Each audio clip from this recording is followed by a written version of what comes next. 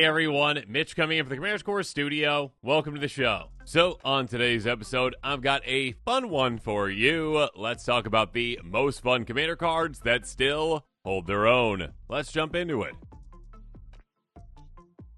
And we're going to be starting things off with a spicy one with Bloodthirsty Blade. This 9-cent gem is so much fun and so effective in a game of Commander and so unique when it comes to equipment. It's an equipment for 2 mana that doesn't have an equip cost, but it says equipped creature gets +2/+0 and is goaded. So again, that means that it attacks every single combat if able, and a player other than you if able. So swing at my other opponents, please.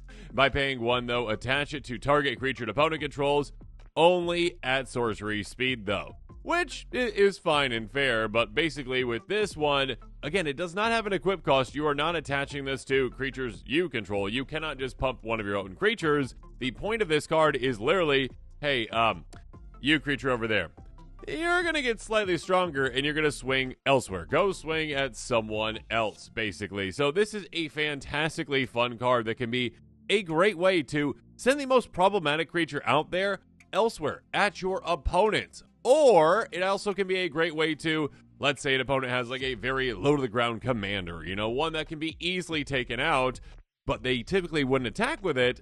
Force that attack. Put that on that commander and then force that attack onto your opponents. It's a really cool card and can see so many great opportunities where it can make an impact in Commander. And it's just 9 cents. Go pick it up. And I guess I should mention, all these cards I'm listing on today's episode are in a handy-dandy link in the description below, so check that out. Moving on, let's go in a different direction with Victory Chimes. This card is a mana rock, and usually when you think about mana rocks, you're not like, well, that's a fun mana rock. No. Typically, they're just there just, you know, okay, ramp. Victory Chimes, though, is there for ramp and for shenanigans and for, well, a lot of value throughout the game. An artifact for 3. Untap it during each other player's untap step and tap a player of your choice, adds colors. There's a lot going on here when it comes to a mana rock. Basically, it's like a Seedborn Muse mana rock. Now, it's not going to untap your other things, but it untaps itself.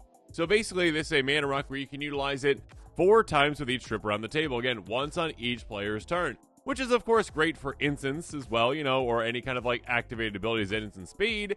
That being said, again, allowing you to let any player get that colorless mana, you can wheel and deal with something like this. And again, that is something that you can't say about basically any other mana rock. So obviously, a lot of value for you throughout the game. Again, basically 4 mana with each trip around the table, but of course also some political power for you as well.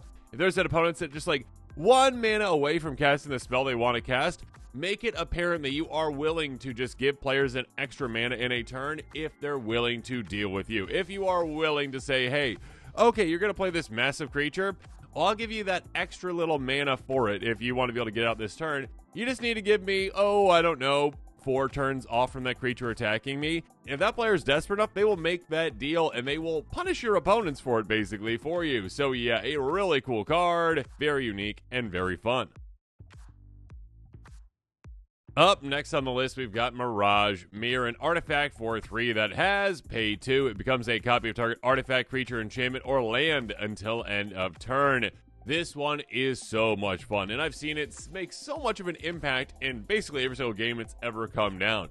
It is a card that just sits there, right? I mean, if you're thinking about, okay, like, I don't want to spend 5 mana for a temporary clone effect, just think of the flexibility that this has, the possibilities that this has, and what it can do when it comes to, it becomes a copy of the most powerful creature on the board. But again, it's until end of turn, which you might think is a downside, but it can actually be an upside again. It lets you switch what it's going to be essentially throughout the game, which is great, but also because it's a artifact that isn't always a creature, if that is what you're copying, it can basically dodge board wipes. So because of that, I should say creature board wipes, but yeah, basically it is a great card to become the most powerful thing on the board, temporarily, sure, but it can adjust here and there throughout the game and make a massive impact for you. It's just so much fun to have one of these in play because the possibilities are massive again. Any other artifact, creature, enchantment, or land until end of turn, again, an opponent's got a Guy's Cradle, all of a sudden you're like, well, my little token army now makes it very incentivized to actually make this a Guy's Cradle. Thank you. So much mana. Have fun with this one. Now on to the next one. We're going to step the price up just a little bit, probably outside of my budget range, but it might be within your budget range. The Deck of Many Things. This is just pure fun. A legendary artifact for 5. Pay 2, tap, roll a d20, and subtract the number of cards in your hand. The result is 0 or less, discard your hand. By going 1 through 9 on the roll, return a card at random from your graveyard to your hand. 10 through 19, draw 2 cards. And 20 is put a creature card from any graveyard on the battlefield under your control. When that creature dies, its owner loses the game. This one is just kind of like a spin the wheel, but you get a lot of value no matter what you hit. Unless you hit 0, then you're in big trouble. So yeah, basically this is a card where, yeah, you kind of gotta give and take when you're utilizing it, how you're utilizing it, with what kind of deck you're utilizing it in. But again, it is a card where you get so much value out of it. Again, even if you're just getting a random card out of your graveyard for 2 mana, that's lovely. If you're drawing 2 cards for 2 mana, that is crazy good.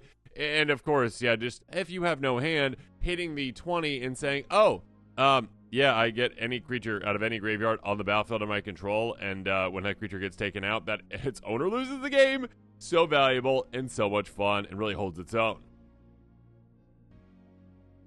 Let's move on to another artifact, though, with Crown of Doom. This one is so much fun. Every single time it hits the table, it is just, oh wow, what is going to happen next? An artifact for 3. Whenever a creature attacks you or a planeswalker you control, it gets +2/+0 until end of turn. That being said, by paying 2, you make target player other than its owner gain control of it. Activate this ability only during your turn. So basically, you get it out there, and then you say, have fun, and you give it to another player, and then you watch what happens. That player now is, well, a giant magnet for attacks, because everyone's attacks are hyper-powered with it. Again, an extra +2/+0, an extra pump effect for everyone attacking that player. But now that player is incentivized to give it away to someone else, which can't be you. Again, it cannot be you. They're not able to actually target you with this, so they got to keep passing it around to each other. And because of that, well, yeah, there's got to be a lot of different targets on a lot of different players' backs, and a lot of players utilizing a lot of mana that is not your own to, well, take down each of your opponents. So it is a fun card that really can get the table going when it comes to attacks, and not at you. Take advantage of it. Onward we go in kind of the opposite direction, and I think it's kind of funny to kind of move from that one to this one, but Coveted Jewel is actually a really fun card that can really hold its own in the right deck out there. It's definitely not one that you want to throw in any deck. It is one that will probably lead to your downfall in a way if you don't utilize it in the right strategy out there. But again, it's an artifact that's cost 6, and it says when it enters, draw 3 cards, tap at 3 mana of any one color. So already a good mana rock right there when it comes to like, oh yeah, hey, tap for 3, cost 6 mana. Oh, by the way, it draws you 3 cards when ETBs. That's a great mana rock. Here's the thing though. Whenever one or more creatures an opponent controls attack you and aren't blocked, the player draws 3 cards and gains control of it, untaps it. Basically, they get the benefits from it. They get that effect. They get the draw 3 cards, they get the mana rock, and you just boosted them a ton. So, here's the thing. Utilize it in decks that can either, well, guarantee that you're going to be able to get it back, because then, yes, you can take advantage of, okay, sure, you can steal it from me, I'll steal it back from you. Kind of like Monarch shenanigans in a way with that. If you've got some, like, unblockable creatures or some evasive creatures, or if you just have, like, a good Peliport type strategy where you're not getting attacked a lot, where you can make it so that your opponents can't get through a lot on you. That is a great way to say, you know what, let's just hold things down right here. Let's actually get some value out of it. And, of course, the best strategy for it, though, is Blink. My goodness, so much value to be had. When you can consistently blink this, think like Brago-type decks, oh my goodness, so many cards drawn. And, of course, there are certain blink effects out there that are like, hey, like, blink something and return to its owner's control. So you're like, okay, I'm the owner. I get it back. So every single time you need to, just blink it. You get it back. You get your mana back from that blink spell most likely. And also you're drawing 3 cards each time. It is so much fun in the right deck. All right, buckle up for this next one. Let's move on to some creatures, starting things off with Humble Defector, a 2/1 human rogue for 2 mana in red. This card always reminds me of Eddie because Eddie absolutely loves this card. Tap, draw 2 cards. Target opponent gains control of it. Activate only during your turn. This is a card that is fantastic in the right strategy, for the right player especially. You need to be good at politicking to utilize this card to its fullest. If you are not, you're not going to get a lot out of it. This is a card that, again, For 2 mana, for just a creature that stays in play, drawing 2 cards, that is crazy.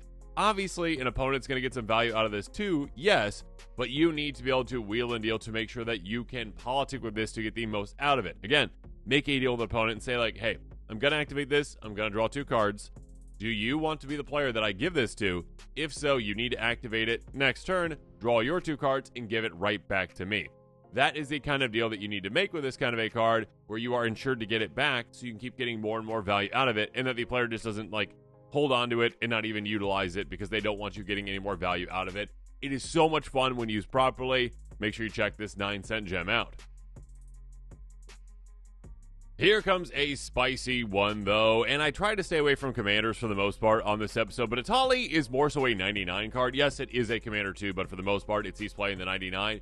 It is just fun on a giant Elder Dinosaur. A 6/6 Elder Dinosaur for 6 mana in red. Whenever it attacks, exile the top card of each player's library, and you may cast any number of spells from among those cards without paying their mana cost. Being able to just go, okay, swing, random value, swing, random value, swing, random value. Oh my goodness, the value that you can get out of this, the so much potential that you have out of this card where you can just hit something massive off the top of not only your library, but your opponent's libraries, and then cast those for free. Yeah, this can make a massive impact on the game for you. And on top of that, it's a 6/6 that you keep attacking with. Have fun. Also at 6 mana, though, we've got Progenitor Mimic, a 0/0 shapeshifter for 6 mana in Simic. You may have it enter the battlefield as a copy of any creature on the battlefield, except it gains at the beginning of your upkeep. If this creature isn't a token, put a token that's a copy onto the battlefield, basically, of that creature. So, this is basically a clone that just keeps going and going and going. You take the most powerful creature on the board and you say, you know what? Hey, I like extra copies of that one. Every single one of my upkeeps, I'm going to get an extra copy of that one. Which, of course, really leans into any kind of, like, populate strategies as well. So that can be absolutely huge for you. But even outside of that, again, just every single turn, I get the biggest creature on the board or the best creature on the board, an extra copy of them. Get whatever ETBs they might have. Again, if they get taken out, like, you know, if it's a legendary creature, like whatever LTB they might have. You can get so much value out of this. It is just so fun to see, like, the look on your opponent's faces when, oh, they're so proud of, like, their big creature on their board. And you're like, oh, okay, cool. Thank you for having that. I'll take one of those, and then more, and then more, and then more. Yeah, have fun with this one. Get ready for what's coming next, though, because we've got Brash Taunter, and your opponents won't be ready for this one either. A 1/1 Goblin with Indestructible for 5 mana in red. Whenever it's dealt damage, deals that much damage to target opponent, and by paying 3 mana and tapping it, it fights another target creature. So this one is one where, yeah, you're going to get so much value out of it because, hey, if it's just sitting in front of you, it's going to be a deterrent for your opponents to actually come at you with a creature that this could block, obviously, I should say, and with a big creature. So it's like, oh, okay, cool. Hey, opponent, you might not want to swing your giant creature at me because I can just block and then send that damage to you. That being said, you can definitely wheel and deal with this too. You can say, hey, opponent, okay, you've got this massive creature, doesn't have any evasion, doesn't have trample, but what it does have is the opportunity to attack me.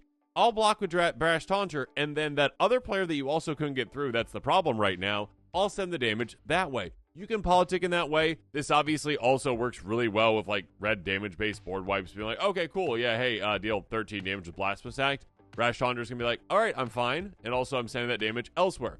And fighting giant things with this is so much fun, too. It's just overall a ton of fun. It helps out in so many strategies out there. Now, this one's worth your attention, though, and you maybe never even heard of this card, but Pulse Mage Advocate, and some of the other advocates, too, but this one especially, are a lot of fun. A 1/3 Cleric for 3 mana in white. I think it's a human Cleric, but, yeah, again, errata. Tap, return 3 target cards in opponent's graveyard to their hand. Return target creature card from your graveyard to play. Again, tap reanimate something without actually having to sacrifice it or whatnot is pretty crazy. Yeah, there is a quote-unquote downside to this, giving 3 cards from opponent's graveyard back to their hand. That's a lot. That being said, again, either that can just be, oh, like they cracked a couple fetch lands or whatever, or just miscellaneous small cards that they get back for exchange for me, like, reanimating something. Yeah, that is massive. Or, again, you can politic with it. You can actually turn this into an upside. let's say like the board is in a crazy position when it comes to like, artifacts and enchantments, and you're like, oh, hey, you know what? If I get you back your austere command, could you pick these two, things to make sure that we wipe out those things that are problematic, that the other opponent's like really ahead on. And then also, like, I get to reanimate something too. So yeah, you can make deals with this one. You can get a lot of value out of this one. Check out the advocates. They are so much fun, especially this one. Pay close attention to this one, though. One of my favorite cards of all time. I've even built an entire deck around it. Mirror Entity, a 1/1 shapeshifter with changeling for 3 mana in white. So again, it is every creature type. On top of that, by paying X, until that turn, creatures you control base power toughness XX and gain all creature types. Basically, they gain changeling. So this one is incredible in so many ways. I mean, there's only so many ways that you can actually just like pump your entire team as it is, right? But it's paying mana into something. So yeah, this already can just be a great thing where, oh, okay, cool. Like I've got a bunch of like little low to the ground 1/1s. I can put, 7 mana, whatever I have. Okay, I turn them into 7/7s. It can be a game-ending play, and you might not even care about them gaining all creature types. But also, you can just build around that all creature types thing, and all of a sudden have like a Lord Tribal deck where you can just get so much value out of everything by having all your Lord effects affect all your other Lord effects, because, hey, all of them are all creature types. So my vampires help my humans, which help my elves. It's a lot of fun. A great card in so many circumstances. Check it out. Wait until you see this one, though. Let's move on to some enchantments, starting with Maelstrom Nexus. An enchantment for 5 mana in Wooburg. The first spell you play each turn has Cascade, which means that whenever you cast your first spell, you exile cards to the top of your library until you exile a non-land card that costs less. You can cast it for free, and the other cards go on the bottom of your library in random order. Yeah, basically, hey, get something off the top of your library for free every single turn. I did say every single turn, not just on your turn, right? If you are casting instants, again, you play each turn, you have Cascade. Yeah, you could have so much value from this gem. It obviously is restricted to the best color identity, 5 color, in my opinion. But yeah, being able to just go, okay, I play this, and all of a sudden, all my spells come with an additional friend spell, basically? Yes. Hey, bring the friend to the party. Awesome. Yeah, come on. All right. Everyone's having a great time, and all of a sudden, I get extra value off the top of my library. So much extra value and unexpected value, too. It is a lot of fun. Go pick it up. All right, in a somewhat similar yet different way, we've got Sunbird's Invocation. Enchant for 6 mana in red. Whenever you cast a spell from your hand, reveal cards to the top X cards of your library, where X is that spell's mana value. You may cast a spell of mana value X less from one of those cards without paying its mana cost, but the rest on the bottom of your library in a random order. This is somewhat similar, I would say, to, well, Maelstrom Nexus, but in a different way. Maelstrom Nexus just goes until it hits something smaller. This one's like, okay, look at the top X. So if you've got some big spells, this in like a Joda deck, the original Joda, Archmage Eternal, is so much fun. Being able to go, okay, I cast something. Oh, that's like an 8 mana spell. Look at the top 8 and cast something that costs 8 or less. Yeah, you can go like spell to spell, another big spell to spell later. Oh, it is just so much fun to do. And it's not limited to like the first spell out of your hand again, like Maelstrom Nexus is. This just keeps going. So yeah, have so much fun with this one. Just 20 cents. What a gem. Let's take things in a different direction, though, with Rite of the Raging Storm. This one is just a bundle of fun all the time. An enchant for 5 mana in red. Creatures named Lightning Rager can attack you or planeswalkers you control, which I promise is relevant because here we go. At the beginning of each player's upkeep, the player creates a 5/1 red elemental creature token named Lightning Rager. There you go. It has trample haste in the beginning of the end step. Sacrifice this creature.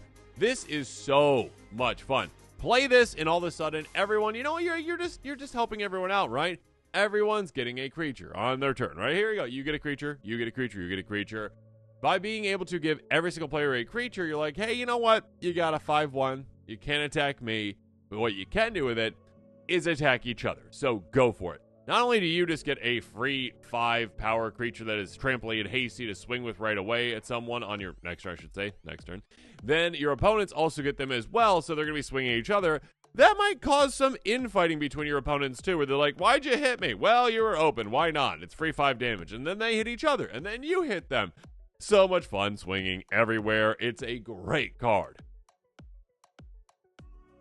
Okay, we're going to be jumping up the budget just a little bit again. Still staying underneath $5, but yeah, $4.80. Not the cheapest card that I've ever talked about. And enchantment for 4 mana in blue, we've got Court of Vantress. When it enters the battlefield, you become the Monarch. At the beginning of your upkeep, choose up to one other target enchantment or artifact. If you're the Monarch, you may create a token that's a copy of it. If you're not the Monarch, you may have become a copy of it, except that it has this ability. This is a lot of fun. I mean, here's the thing. Monarch, in my opinion, is just a fun thing to bring into a game of Commander. It creates a lot of different aspects of the game. It creates a lot of different decision points. It creates a lot of different, well, non-turtling, because players are going to be swinging each other because they want to get that Monarch. So, yes, this is a great way to introduce it. There's a lot of other cards that do it too. This is a really fun one, though, where the amount of value you can get out of it is crazy again. You're like, okay, any enchantment or artifact on the board is game for me, especially if I am the Monarch. I just get to go, oh, okay, let's make a copy of that. Just extra free value for you. And if you're not the Monarch, just have this become a copy of that, except this still has that ability. So it can be a lot of fun to switch and change to whatever you need. Yeah, pick it up. Now, this one is most definitely worth talking about. Crescendo of War, a super spicy card that you need to be careful of with what deck you're playing it in, but the decks that want it, you can do some crazy things. Enchant for 4 mana in white, beginning of each upkeep, not just your own, put a strife counter on it. Attacking creatures get +1/+0 for each strife counter on it. Blocking creatures you control get +1/+0 for each strife counter on it. Yeah, this is a way to go, you know what we're going to do? We are going to get so many counters on this. Creatures are going to be hitting for so much, and my blockers are going to be hitting for more as well. So what this does benefit is all players' attackers, but doesn't benefit their blockers, just your blockers. So your blockers are going to get more impactful. Yeah, this is a way where you need the right kind of strategy for it. You need a strategy where you can go so wide that you can block as well, or you need a strategy where maybe you have Vigilance, or a strategy where you've got like a Peliport strategy where you can protect yourself, or a Goad strategy where you can force attacks elsewhere. Again, because it gets strife counters every single upkeep, I mean, with one troop on the table, that's 4 counters, and that is +4/+0. This can get to an absurd amount. Proliferate obviously can add to that too. For the right strategy, it's great. Be careful with it, though. It is so much fun, but be careful. Don't just throw it in any deck because it might, backfire on you just a little bit. Pick it up, though. This next one is very different and very fun. Wrong Turn is an instant for 3 mana in blue. Target opponent gains control of target creature. This is a card that can save you in so many circumstances. Can also just be a massive political tool for you, and can turn a game around entirely. This is a card where you are gaining nothing out of this. Just at face value, you gain nothing out of this, right? You don't get the creature. You're technically not taking off the board either. It's not removal. What you are doing, though, is, oh my goodness, making a massive impact on the game. I mean, just picture this scenario, okay? One opponent out there has Blightsteel in play, all right? They've got one of the most powerful creatures in Magic in play, one-shot KO. And all of a sudden, you're like, oh, that's problematic. That opponent then swings it at you. And you're like, oh, okay, well, this is going to take me out. That's not good. Hey, other 2 opponents? Yes. Well, you know what I'd like to do? I'd like to propose this. I am going to give this to one of the 2 of you. A Blightsteel Colossus, one of the most powerful creatures in Magic. Here you go. So what that does, again, is it, since it's an attack creature, it takes out of combat, so you just save yourself. You kind of like fog the creature. But also you're like, okay, which one of the 2 you wants it? The only rule is essentially you can never attack me with it. Literally, you are saying you can never attack me with this creature. I'm basically removing it from the game, but also keeping it in place so it can attack the other opponents too. And believe me, one of those 2 opponents is going to make that deal with you because you're going to be like, yeah, I'd like that Blightsteel Colossus under my control, so I don't have to worry about it personally. I'm fine just taking out the other 2 opponents and leaving the player who played Wrong Turn alone with that Blightsteel because, yeah, they wouldn't have had that unless you played Wrong Turn. So it's a card that can make so much of an impact. It is so much fun. Pick it up. Up next on the list, we've got Domineering. Will, an instant for just 35 cents and 4 mana in blue. Target player gains control of up to 3 target non-attacking creatures until end of turn. Untap those creatures. They block this turn if able.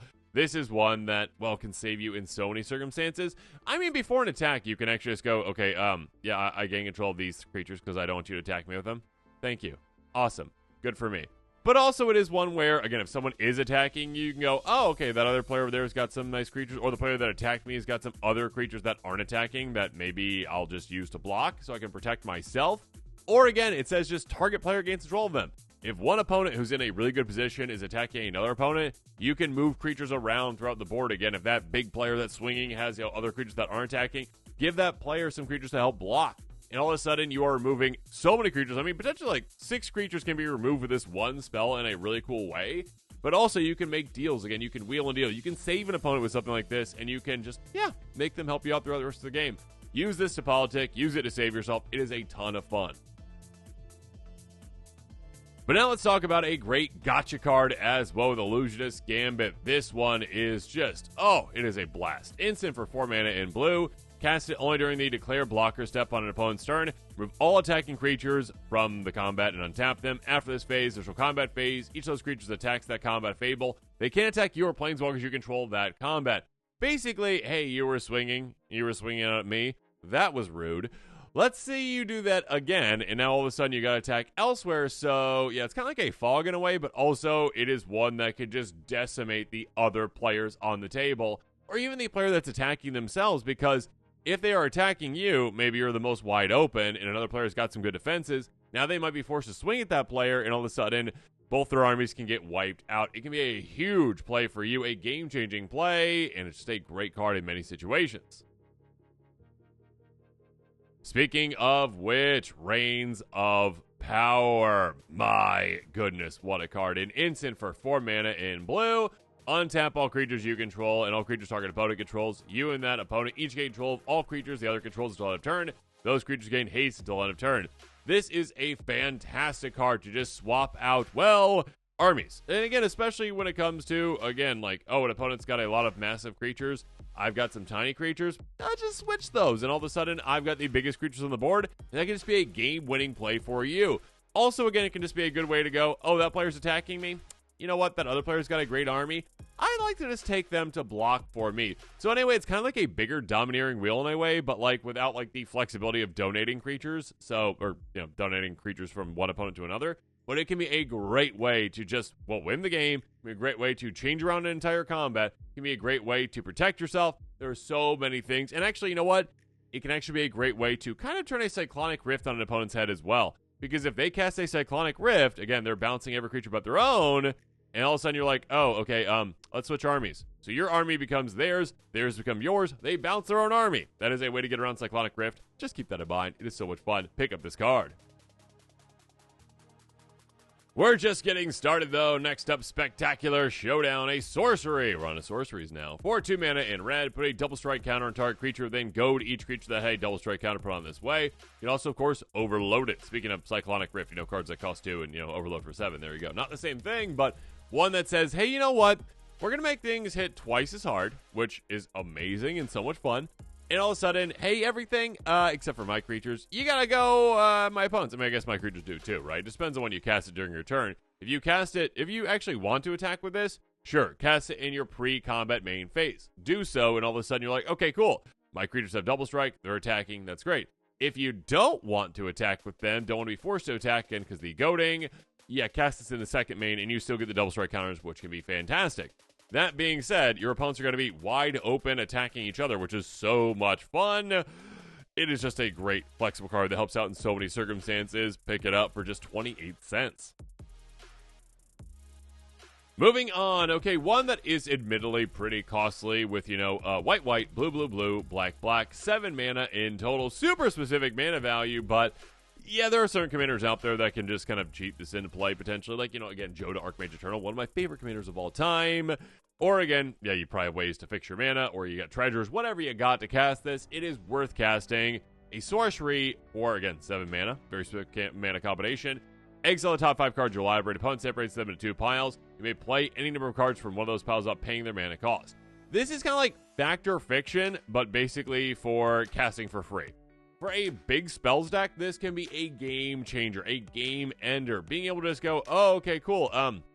Let's look at the top 5. Even if you aren't setting the top 5 cards of your library, of course, this can just be a huge card to go, all right, top 5 an opponent, make a decision. Just seeing like the sweat dripping down your opponent's face is already worth it for like, what do I put in this pile? What do I put in that pile? Oh, they're going to get so much value. Oh, no. This is a blast to play. Make sure you check it out. Let's keep things rolling, though, with an 8-mana card that is worth all of that mana. I promise you. Fevered Suspicion, 8 mana Interacto Sorcery. Each opponent exiles card to the top of their line until they exile a non-land card. You may cast any of your spells from one of those non-land cards without paying their mana cost. And it's also can rebound, so you can cast it again the next turn. Yeah, being able to basically cascade off the top of your opponent's libraries for whatever they have there, that is massive. That is huge. That is so much fun. This can be a game-changing and game-ending card, and one that, again, is just basically random value off the top of your opponent's libraries. You could hit some things that actually work incredibly well together. You could hit the best things out of their decks. You could hit some just massive things. It is so much fun. You get to do it again. Yeah, this is a card that is well worth it for a big spells deck. I'm going to keep bringing up Joda, but Joda's one of my favorite decks of all time. And just be able to play this with Joda with, like, my copy deck where I'm like, okay, I've got this, but I also have, like, you know, I don't know, maybe a certain card to play that copies this too. And then all of a sudden I'm like, oh yeah, I get twice this much and then rebound again and get twice that much again. Yeah, this can be a game-ending and super fun card. Wait until you see this next one, though, with Dance with Calamity. Oh, yes, the value. Sorcery for 8 mana in red. 83 cents for this gem. Shuffle your library. As many times as you choose, you may exile the top card of your library. The total mana value of those cards exiled this way was 13 or less. You may cast any number of spells from among those cards without paying their mana cost. This is one where you go, oh, okay, you know what I'm going to be doing? I'm going to be dancing with the devil, basically, with this one. I am going to be just choosing when I need to get out, right? I'm going to go, okay, I cast this, and all of a sudden, I keep going, and I can keep playing things again and again and again. Casting spells, going, okay, all right, I'm at 2 mana, I'm at 4 mana, I'm at 8 mana. Ooh, do I push it further? Do I push it a little bit further? Do I think that I'm actually going to be able to get to that point? Am I going to be able to get to that 13 or under? This is where you really have to know your deck. You've got to know, like, okay, like, how many cards do I have at this mana value, this mana value? What kind of percentage chance-ish do I have? Not that you might be doing math at the table, but maybe you are. This can be so much fun. Or you could be like me and maybe build an entire deck around, like, literally having just everything in your deck cost 13 or less in total. So, yeah, you could just do that and then play basically your entire library and win. But yeah, that's a different discussion for a different day. This one is just so much fun, kind of chaotic, off the top of your library, and again, a little bit of risk to it because it can just come up with nothing again, basically. So yeah, have fun with this one. It is so much fun. Moving on, one that is super fun for you, Cruel Entertainment. This one can just give such an impact to the game, such a game changer for you. Sorcery for 7 mana in black. Choose target player and another target player. The first player controls the second player during the second player's turn. Second player controls the first player during the first player's next turn.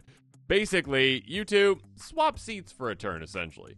So this is one where, again, you need to be good at politicking with a card like this. Or you just need to have a group of players out there that, well, kind of have it at each other throughout the game. You need to be paying attention to the game and seeing what's going on, right? You need to be paying attention to, okay, this player's not on good terms with that player during this game. This player really wants to take out that player in this game. Oh, this player's way ahead. That other player could actually take them out. Yeah, make sure you pick 2 players where it's going to be fun to watch when the other player picks the turn and actually just decimates their board and does all the wrong things. Then the other opponent's going to do the exact same thing to them. This can put 2 players in 2 massively disadvantageous situations. It can be such a good card. And again, for entertainment, really fun to watch.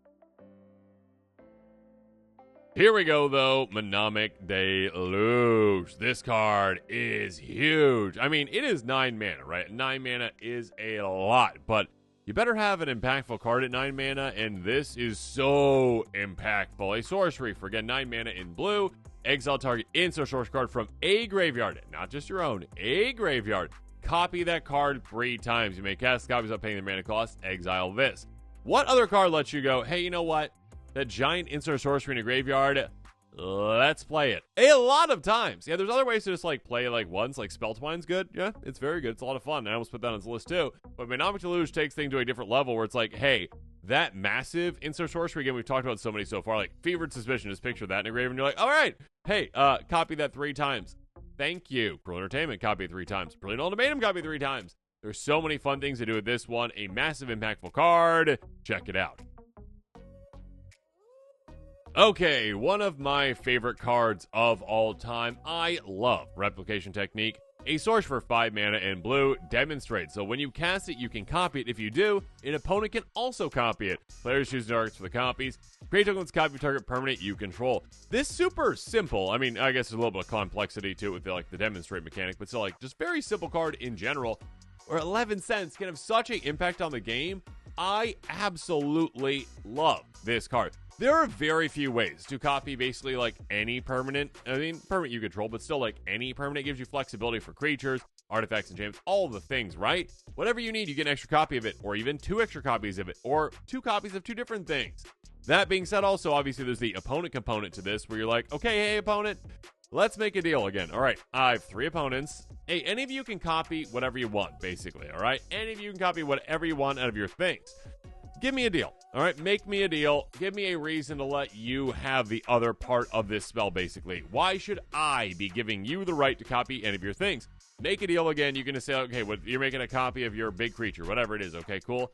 You can never use that against me, all right? You can't use that creature against me, no matter, even if it's a one-on-one scenario. They will still make that deal most of the time because, again, if they don't make the deal, another opponent's going to make the deal, and they get ahead with a free permanent. So, yeah, it's a great political card. A great card in a lot of strategies out there. Is just so much fun. Check it out.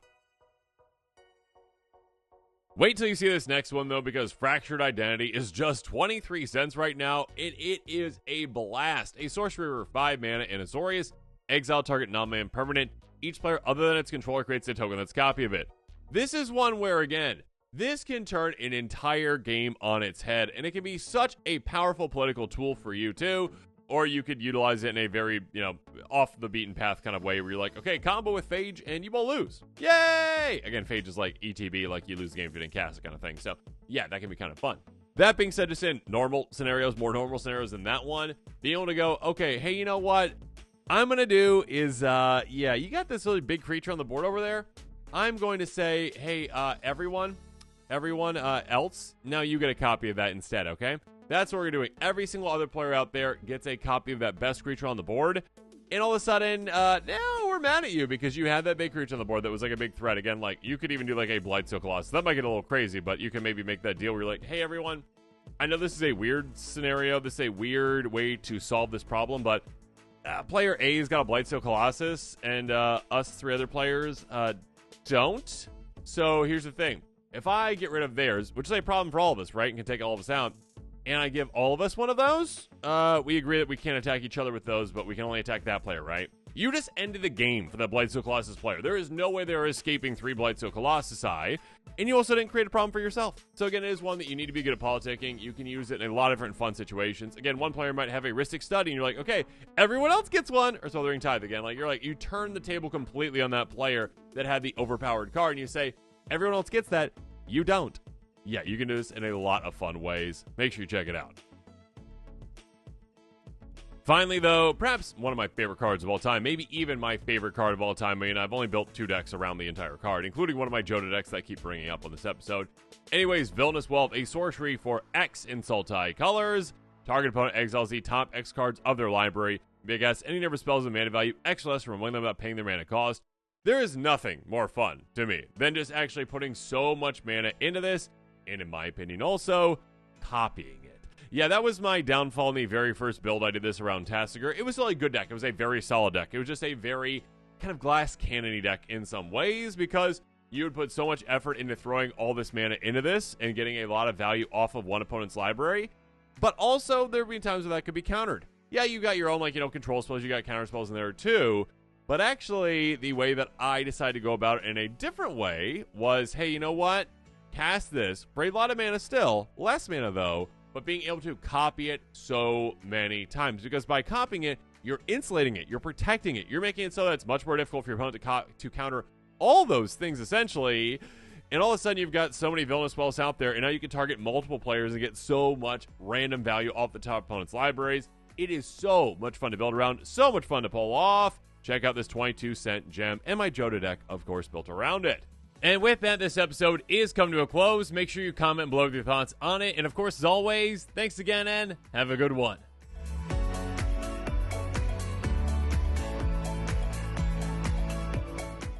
This show and episodes like this one are possible thanks to viewers like you. If you're looking for an easy way to help support this show, make sure that you like, share, and subscribe. Also, hit that bell notification icon so you don't miss any new episodes. You can also go check out our playmats and other merchandise at thecommandersquarters.com. Another easy way to support this show is with our TCG player affiliate links. So whether you're buying a deck or individual cards, you can use this general link right here or one in the description. And the final way that you can support this show is by supporting us directly by becoming a patron. There are many benefits to being a patron, and I truly couldn't do this without all of their support.